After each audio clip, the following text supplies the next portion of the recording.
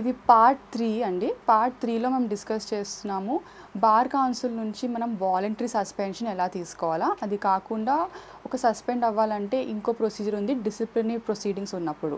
So ఈ 2 different ఏరియాస్లో first area వచ్చేసి వాలంటరీగా మనం ఎట్లా సస్పెండ్ చేసుకోవచ్చు.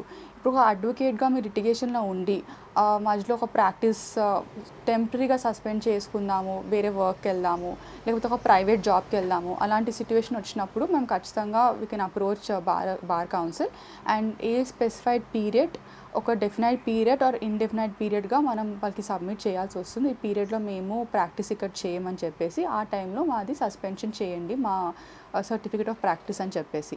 ఆ పీరియడ్ ఏమైతే మీరు వర్క్ చేయారో, సస్పెండ్ చేసుకుంటారో, ఆ పీరియడ్ మీ ఎక్స్పీరియన్స్ దాంట్లో అప్లికేబుల్ ఉండదు.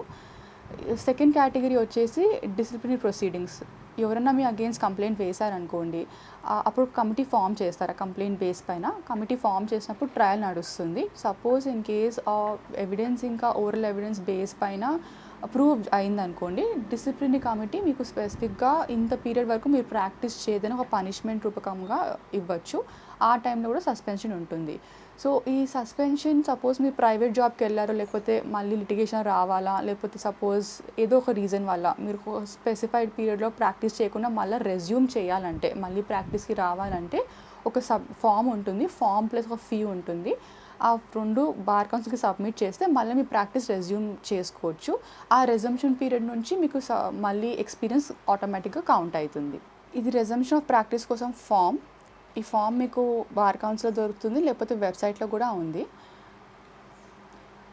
దీంట్లో మీకు పేమెంట్ చేయాల్సింది 5,000 రూపీస్, దానికి రిజంప్షన్ ఆఫ్ ప్రాక్టీస్ కోసం. ఆ demand draft in favour of bar council of Telangana payable at Hyderabad, ఈ డీడీ మీరు సబ్మిట్ చేయాల్సి వస్తుంది. దీంతో పాటు ఇంకో అమౌంట్ 2,000 రూపీస్, అది బార్ కౌన్సిల్ ఆఫ్ ఇండియాకి ఇవ్వాల్సి వస్తుంది, ప్లస్ 3,000 రూపీస్. ఇది advocate welfare fund of bar council of India for state of Telangana payable at Hyderabad. ఈ 3 అమౌంట్స్ అంటే 5,000, 2,000, 3,000 ఈ అమౌంట్స్ మీరు పేమెంట్ చేయాల్సి వస్తుంది ఈ ఫామ్ ద్వారా. ఈ ఫామ్లో కూడా మీ డీటెయిల్స్ సబ్మిట్ చేయొచ్చు.